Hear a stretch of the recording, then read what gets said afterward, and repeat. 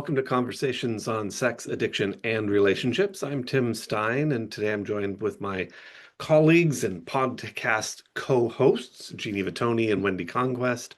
Unfortunately, Dan Drake is not able to join us today. He'll be back with us at a later time. Today, we're going to talk about how do you know if you're a sex addict? And Wendy, you had a interaction that came up that sort of brought this topic to the surface for us. You want to share with us Right. what was going on? So whenever I'm in a new social situation, sooner or later, so what do you do? Or do you work at home or no, I'm a psychotherapist. Oh, and then the question comes, well, do you have a specialty? Well, yes, I do. My specialty is sex addiction and betrayal trauma.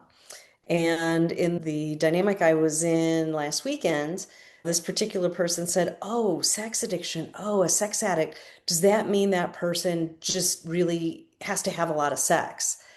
And I chuckled to myself because I thought, wow, that's so not what this is about.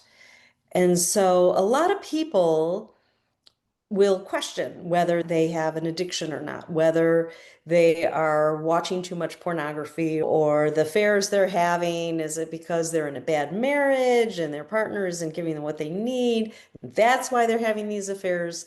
So the topic is, well, how do I know if I'm a sex addict or not? I'm glad that you So, had that conversation because it kind of highlights what a lot of people believe to be true, that sex addiction is, oh, someone who needs a lot of sex or someone who's a perpetrator.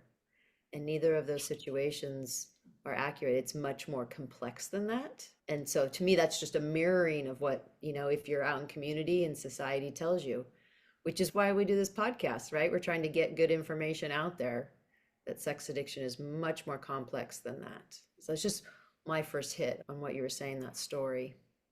I was just going to say, and sort of what you're talking about, Jeannie, is those are the stories that get sensationalized. The person who was a sex addict, and unfortunately, there was the guy down in the South that went into the massage parlor and with a firearm and Yeah. opened fire. And those are the kind of stories of, oh, somebody who's so out of control that they're being violent, somebody who has slept with hundreds or thousands of people, somebody who, has injured themselves because they were masturbating. And, those stories we hear, but that's not the average sex addict. That's not what we see day in, day out, most of the time coming through our doors. What comes through our doors, I mean, we get interesting stories, but it's not the sensational ones that are going to end up on the nightly news. my thought to this was if someone's listening to the podcast and they say, well, I've been kind of wondering if I am or not, that might be the exception when someone has that kind of self-awareness to say, well, I wonder if I have a problem or not. My thought was that usually the behaviors are pointed out by somebody else. That could be a friend or a coworker or certainly a spouse that says, hey, I've noticed, and this doesn't seem right. I think with sex addiction, it's really tricky because there can be now behaviors in our culture, guys getting married and the bachelor party goes to Vegas and a lot of stuff happens there. I'm just using Vegas for an example. It could be anywhere. But a lot of stuff happens there and somehow it's laughed off or normalized or something like that. And I've heard guys say, this was happening in this group of guys and I was extremely uncomfortable but I didn't think to say, hey, guy, you really want to do that? Or I just separated myself out and didn't participate. And I have less respect for them now, but I wasn't going to confront them or say anything. I'm confused. Are you describing someone who does have an addiction struggle or doesn't? Because that sounded like a doesn't. Who knows? Okay. Okay. Right? Who knows if it's a one-off bachelor party type thing, Okay. or, they're waiting for the next bachelor party so that they can act out. And in the meantime, they're watching pornography chronically. Because I was going to go take when, Tim says, that's not really typically what we see. I'm like, okay, so what do we typically see? We do typically see people who have been struggling in some sort of way. Would it be helpful for the community of what are the typical things we do see in sex addiction? If you're wondering, hey, do I have a problem in a sex addiction? A lot of our clients for example, have some kind of developmental wounding or trauma. Not all. Some have what we call a capital T trauma, sex abuse, domestic violence, serious emotional or neglect in their growing up experiences.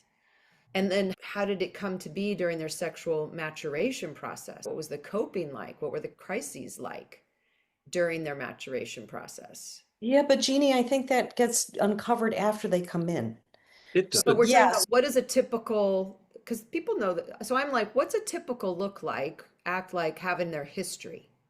So no, so I guess I'm going a different direction. So Okay. for the viewer, it's like how, if I'm listening to this podcast for the first time, I want to know, how do I know if I have a sex addiction? How would I know that? Well, let's start with where you were going, which is one of the ways, I don't think it's the only one, but it's very common. One of the ways that comes up is other people mentioning to you and saying, hey, something seems off here. Whether it's a friend saying, you keep bringing porn into every conversation, or you keep sending porn stuff out all the time, or your wife or sexual partner saying, you seem to be like getting into weird kinks lately, and I wonder if that's related to something else. And it just seems like what we used to do isn't enough for you anymore. Somebody else saying something seems out of touch. A friend who is on your laptop and says, whoa, that's a lot of porn in your history. Or your Um, loved one discovers your behavior and says, hey, what's this on your phone? Who is this person? It's not always a, hey, I'm a concern. Sometimes it's, what the heck? Hmm. I some, do want to put out that some folks do come forward and say, yeah, because I'm thinking of a couple right now, I don't know that this is okay what I'm doing. There are folks who go, is this normative? Because I'm a 55-year-old man and I'm thinking this is not something I should have been doing the last 40 years. I should have grown out of this. So sometimes people do self wonder and self not disclose, but come forward and say, is this okay? And good job them for doing that. yeah. But yes, more often than not, it's someone else calling it out. So if somebody listening here has had a friend, a loved one, acquaintance who has made a comment on the side or who has purposely said, I think there's something going on, what would you encourage them to do? Because it's Oh, not if somebody's automatically that listening. other people say, I don't agree with your sexual choices, therefore you're an addict, because that's not the case. Yeah. But if somebody mentions to one of our listeners and says, there might be something going on here, or there's an offhand comment, what would you recommend that person do? Yeah. Well, I mean, there's the classic way, which is to, and Jeannie mentioned this before we got on the podcast, is there's so many different assessments out there that we Hmm. have to help determine, wow, is this just kind of normal behavior, or is this kind of getting extreme, getting more out of Problematic. control? Say again. Problematic. Yeah. And so there's a assessment called the SAST that you can get online for free and do that kind of assessment. What else is out there? Problematic pornography consumption scale. What's the acronym? EPCS. Yeah. And I think one of the big litmus tests is, well, I think I have a problem, but I don't know if I really have a problem. So, and this has pros and cons to it. So I think I'm going to stop. Now, what I've found is that when people try this with cannabis, is that they can for a month at a time. For alcohol, maybe it's a little more difficult. For porn, I find it's super hard to stop. Like, just you're going to stop watching porn for a month or 2 months. Have you found that as well? Or I'm just curious. Well, I will say this is my own part of my personal story. When I acknowledged that I was an addict, I had been talking to a friend of mine who we had shared our problematic sexual behaviors with each other and the impact it was having. And I called him up and said, I'm not sure. I think I might be an addict. And his response, which I loved, was, oh, I kind of came to that conclusion for myself a couple years ago. And I'm like, well, thanks for sharing with me. Yeah. And one of the things he said is there was a website he was on that gave him this advice. And he said, so try this. Pick out a reward, What is something that you really want that would be meaningful? Not just I'm going to buy the Pop-Tarts, but something that's like a weight for you. That if you got that would really be significant for you. What is that? And give that as sort of like the reward. And if you can go 100 days without looking at porn, for example, then go ahead and give yourself that thing. I couldn't do it. And, for me, that was oh, this has a lot more hook on me, even when there's like that thing that I want to get. And for me at the time, it was this car stereo. Oh, that's the car stereo I want.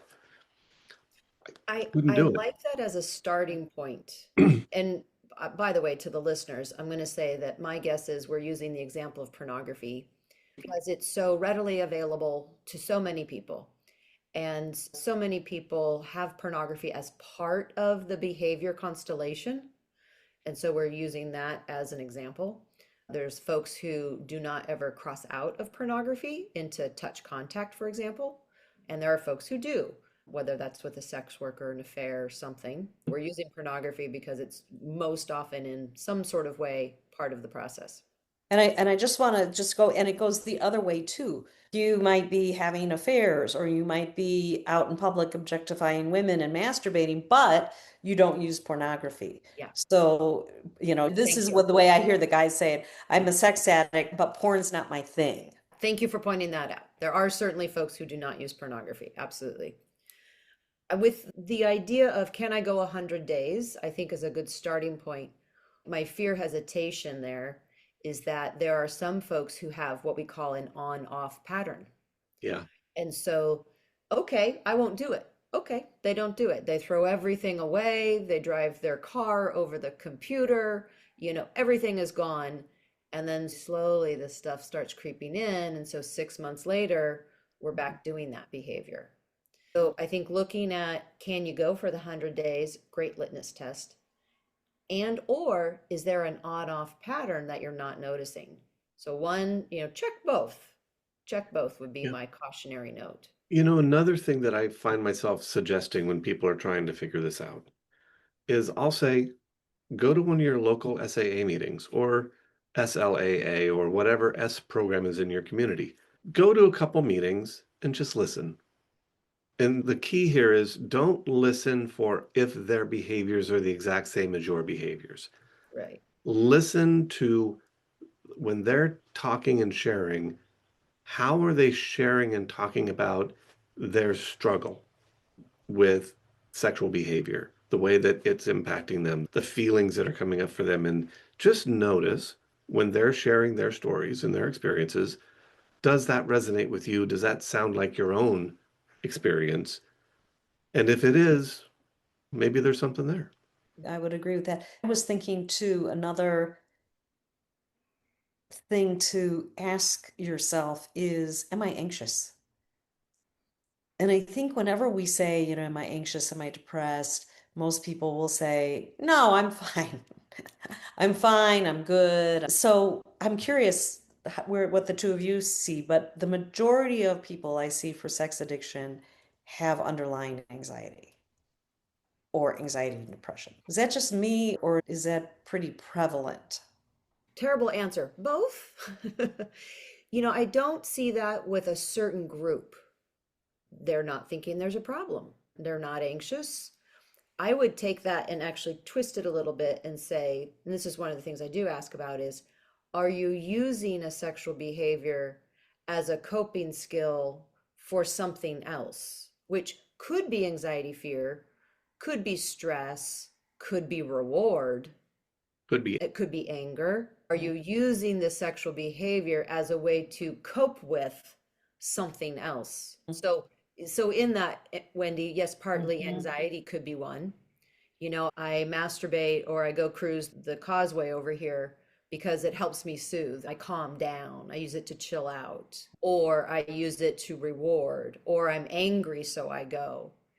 I think that's one of the things with how do I know if sexual behavior is a problem for me? Are you using it as a coping skill for these other experiences?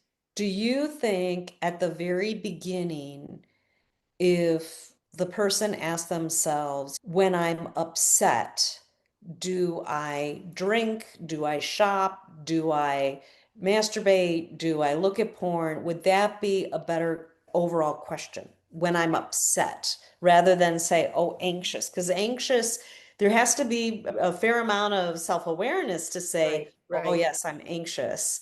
Where I would, upset might be kind of a more general umbrella, I'm with you. Upset is a word that I actually don't like because it means so many different things. right? But yeah, Yes. for folks who are maybe not in the flow of therapy that we are used to, upset is a good catch-all.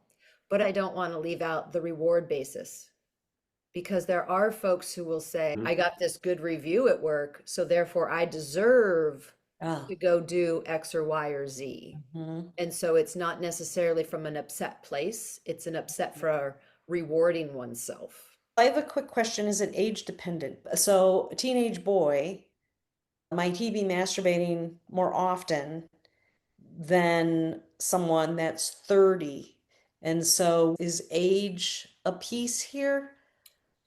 I've certainly had teenage boys that say, I cannot stop, which I think that's different than I'm having these hormones raging and I need these kind of need these release. And then boys, men will grow out of that naturally, not have to do that as often, is Right. what I'm thinking. I think the age is a complexity that needs to be looked at because I'm with you. I'm not going to say a 12-year-old, 14-year-old young man is in his sexual development piece, and because he's masturbating, therefore he's a sex addict. Right. You know, I want to be very cautious of a natural sexual development that may be happening for that person. Question, like you said, is do they grow out of it as Yeah. their hormones stabilize? I want There's to be very careful about that. there's Absolutely. another piece so that I would encourage people to pay attention to when you're talking about that. I know for myself, and when I've talked to not every, but many other sex addicts, one of the pieces that we identify in our own experience is that when we were exposed to sexual material, whether that was pornography of some sort, masturbation, sexual experimentation, that it seemed to have a different hook for us than it seemed to have for other people. Hmm. Like as soon as we were, and I think that has to do with sort of like neurological predispositions. I think it has to do with early trauma experiences that set you up in different things. But the same way that some people are alcoholics and they'll talk about taking that first drink and they were off. For some sex addicts, I know it was my experience, exposed to sexual something, and it was like that the hooks were in me. And it had such a different level of attraction, pull than it seemed to have on any of my peers. So alcoholics will say when they took their first drink, it was like coming home. Not all. Not all, but I've heard this a lot. Tim, for you, was it like a coming home kind of experience, or was it just Tori? It was an excitatory, anticipatory, couldn't get enough, Okay. desperately wanted, Okay. took on a whole life of its own. And secrecy. I think that's another question for people to ask. Are you talking to people about this or are you being secretive about it? Mhm. Well, and I'll just say a lot of the clients I have who have self-identified as sex addicts as we go along have said that when they were sexually exploring, which when we talk about it, it was normal, that they were shamed by Yeah. mom, shamed by dad, that there was a big shame component. And then they said, oh, well, I still want to explore this part of me, but I'm not going to let anybody know. I'm going to do it in, like this, Tim, like you said, in secret. And that's, I think, very dangerous when that happens. Yeah. And there's certain cultures where even normal sexual exploration is not okay. Yeah. I want to get back to the how do I know if there's a Yeah. problem Sure. piece. And so I know we're going to start wrapping up here, but the list I've got so far is have others been impacted by your sexual behavior? Are you using them as a coping skill? The sexual using sexual behavior as a coping skill. Is there an on-off pattern? Can you go without for 100 days, for example? Early exposure to some kind of sexual behavior that maybe before you were really ready for, and then some element of secrecy. Oh, hold on. Yep. I don't think it's just the early exposure, but it's the early exposure, and very quickly there was this sort of sense of, I am way more interested in this than my friends are. I don't want to put that as a blanket statement for all No, addicts, though, not as a blanket statement, but for if some, for people, if that's their experience, it's something yeah. to look at. Yeah, yeah, there are some folks who had early exposure and absolutely did not have an interest. But you're right, there are some folks who have early exposure and do have an interest. So check that for yourself. And then the other piece I wanted to bring forward is the continuation despite consequences Oh piece. yeah. Somebody has said, or you've said, or you've harmed yourself via masturbation, for example, or objects, and yet you still continue to do that. If there's a really compulsive problem here, someone says they're going to divorce me, they're going to leave me, I've injured myself. I don't like that I do this, so I'm I've going to gotten a, stop. I've gotten a warning at work because of the pornography on my computer. And yet the person still goes back. That to me is one of the hallmarks of there's a problem here. You know, Continuation despite consequences. there's a parallel to that. I think sometimes people in pre-awareness, if they look at it, will spot, which is risk taking. You know, looking at porn in their office at work, masturbating in places where they might get caught, acting out in places where there's a certain risk of discovery coming about, feeling like the behavior and the situations in which they're engaging in it keep getting pushed. Those boundaries keep getting pushed. I So mean, is we're there talking about the growing of a tolerance and escalation of behavior. yeah, the escalation of the behavior Okay. and sort of the willingness to take risks. And sometimes there's this awareness of the risk, and sometimes there's a denial and a downplaying of the risk, but Yeah. there's definitely a risk of some sort, even if it's just a risk of I don't mean to say it that way, but Right, right. even if it's a risk of discovery versus a risk of significant legal or relational consequences. Yeah, and I just want to say, for anybody that's watching this and wondering, it takes a tremendous amount of courage to Yeah. even consider, whenever anything is happening with us that we feel less than good, less than perfect, less than fine, it is quite upsetting to think that we might need to work on something or that something is amiss and it is needs to be addressed. So I just want to kind of give kudos to anybody that really wants to take a deeper look at this. And as we're wrapping this up, I wanted to highlight the CSATs, who are certified sex addiction therapists who can do proper, thorough assessments to see if there's a compulsive sexual issue here. Those are the people who are trained to do this type of assessment. So find a CSAT. Wrapping up, anything we wanted to add to the conversation here? The only thing that comes to mind is I would just say I'm always rooting for people not to be sex addicts. If this is not your compulsion, I don't want to try to convince you it is. And I'm always rooting for people not to have to deal with this because it's a challenge. And at the same time, if there is an addiction pattern going on with your sexual behavior, admitting it sooner rather than later, and then the opportunity for recovery. I often say I don't root for anybody to be an addict, but I root for everybody who can get it to go into recovery. If this is a pattern for you and you're willing to address it, just know that as painful and difficult and challenging as it is, if you're willing to lean into it, the gifts that come with recovery are profound. If this is, a wife or a partner listening to this episode and you're thinking, oh, my husband or my boyfriend or whomever I think it has a problem, probably the worst thing you can do is say, I listen to this podcast and I think you're a sex addict. That's probably not the right way to approach someone if you are suspecting. The best thing would be for you to identify your own boundaries around behaviors that other people are doing. So if your partner is watching a lot of porn, you can say, you know what, I am not comfortable with having porn in the house, or on your phone. I'm feeling that this is affecting our relationship. So I'm asking you, can you please not do that? So just avoid jumping to labeling somebody or doing your own diagnosis. I'll second you on that. Try to stay away from assumptions and what we call couch diagnoses. And then I'll differ a little bit of, and if you think there's a problem, call it out. Of, I think there's a problem, I would like us to see someone. Maybe it's sex addiction, maybe it's not, I don't know. So I wouldn't want someone to be fearful of saying, I think there's a problem. And yes, let's not diagnose when we don't have all the information in front of us. Yeah. Yeah. If they are willing to go with you, that's amazing. And if Yeah. they're not, you can certainly set your own boundaries around what you're okay with and what you're not. Okay. Absolutely.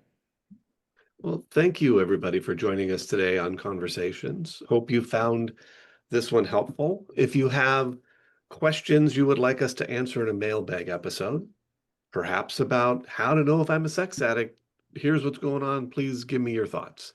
Go ahead and email us at conversations.sar@gmail.com. Please rate us on whatever platform you're finding us. It helps other people to find us. And I wish you all the best on your life's journey. Bye-bye. Thanks, everyone.